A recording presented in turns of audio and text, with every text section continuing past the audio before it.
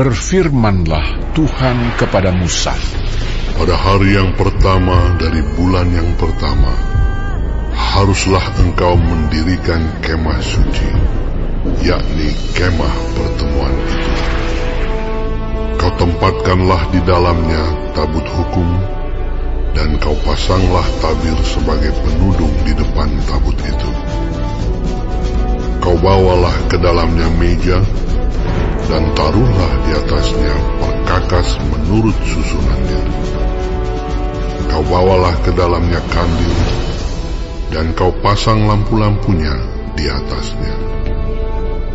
Kau taruhlah mezbah emas untuk membakar ukupan di depan tabut hukum.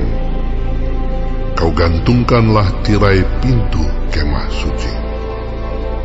Kau taruhlah mezbah korban bakaran di depan pintu kemah suci, yakni kemah pertemuan itu. Kau taruhlah bejana pembasuhan di antara kemah pertemuan dan mezbah itu.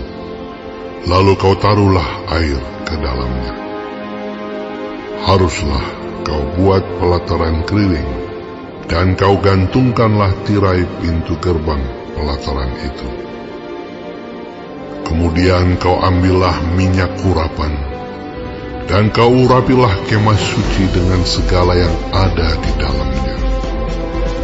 Demikianlah harus engkau menguduskannya dengan segala perabotannya, sehingga menjadi kudus. Juga kau urapilah mezbah korban bakaran itu dengan segala perkakasnya. Demikianlah engkau harus menguduskan mezbah itu, sehingga mezbah itu maha kudus. Juga kau urapilah bejana pembasuhan itu dengan alasnya, dan demikianlah engkau harus menguduskannya.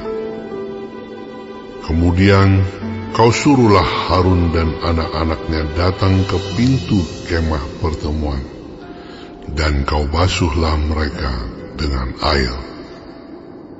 Kau kenakanlah pakaian yang kudus kepada Harun. Kau rapi, dan kau kuduskanlah dia, supaya ia memegang jabatan imam bagiku. Juga anak-anaknya kau suruhlah mendekat, dan kau kenakanlah kemeja kepada mereka.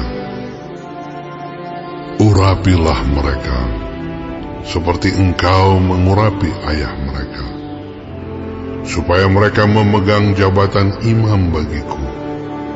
Dan ini terjadi, supaya berdasarkan pengurapan itu, mereka memegang jabatan imam untuk selama-lamanya, turun-temurun.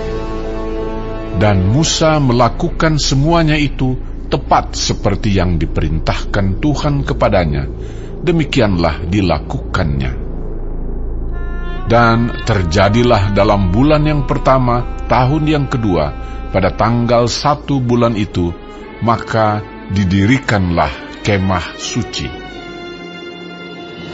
Musa mendirikan kemah suci itu, dipasangnyalah alas-alasnya, ditaruhnya papan-papannya, dipasangnya kayu-kayu lintangnya, dan didirikannya tiang-tiangnya. Dikembangkannyalah atap kemah yang menudungi kemah suci, dan diletakkannyalah tudung kemah di atasnya, seperti yang diperintahkan Tuhan kepada Musa. Diambilnyalah loh hukum Allah, dan ditaruhnya ke dalam tabut. Dikenakannyalah kayu pengusung pada tabut itu, dan diletakkannya tutup pendamaian di atas tabut itu. Dibawanyalah tabut itu ke dalam kemah suci, digantungkannyalah tabir penudung, dan dipasangnya sebagai penudung di depan tabut hukum Allah, seperti yang diperintahkan Tuhan kepada Musa. Ditaruhnyalah meja di dalam kemah pertemuan pada sisi kemah suci sebelah utara, di depan tabir itu. Diletakkannyalah di atasnya roti sajian menurut susunannya di hadapan Tuhan seperti yang diperintahkan Tuhan kepada Musa. Ditempatkannya kandil di dalam kemah pertemuan berhadapan dengan meja itu pada sisi kemah suci sebelah selatan. Dipasangnyalah lampu-lampu di atasnya di hadapan Tuhan, seperti yang diperintahkan Tuhan kepada Musa. Ditempatkannya mezbah emas di dalam kemah pertemuan di depan tabir itu. Dibakarnyalah di atasnya ukupan dari wangi-wangian seperti yang diperintahkan Tuhan kepada Musa. Digantungkannyalah tirai pintu kemah suci. Mezbah korban bakaran ditempatkannyalah di depan pintu kemah suci, yakni kemah pertemuan itu, dan dipersembahkannyalah di atasnya korban bakaran dan korban sajian, seperti yang diperintahkan Tuhan kepada Musa. Ditempatkannyalah bejana pembasuhan di antara kemah pertemuan dan mezbah itu, lalu ditaruhnyalah air ke dalamnya untuk pembasuhan. Musa dan Harun serta anak-anaknya membasuh tangan dan kaki mereka dengan air dari dalamnya. Apabila mereka masuk ke dalam kemah pertemuan, dan apabila mereka datang mendekat kepada mezbah itu, maka mereka membasuh kaki dan tangan, seperti yang diperintahkan Tuhan kepada Musa. Didirikannya tiang-tiang pelataran sekeliling kemah suci dan mezbah itu, dan digantungkannya tirai pintu gerbang pelataran itu. Demikianlah diselesaikan Musa pekerjaan itu. Lalu awan itu menutupi kemah pertemuan, dan kemuliaan Tuhan memenuhi kemah suci, sehingga Musa tidak dapat memasuki kemah pertemuan, sebab awan itu hinggap di atas kemah itu, dan kemuliaan Tuhan memenuhi kemah suci.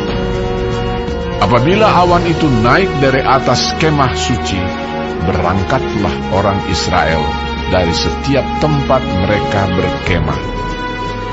Tetapi jika awan itu tidak naik, maka mereka pun tidak berangkat sampai hari awan itu naik. Sebab awan Tuhan itu ada di atas kemah suci pada siang hari, dan pada malam hari ada api di dalamnya, di depan mata seluruh umat Israel pada setiap tempat mereka berkemah.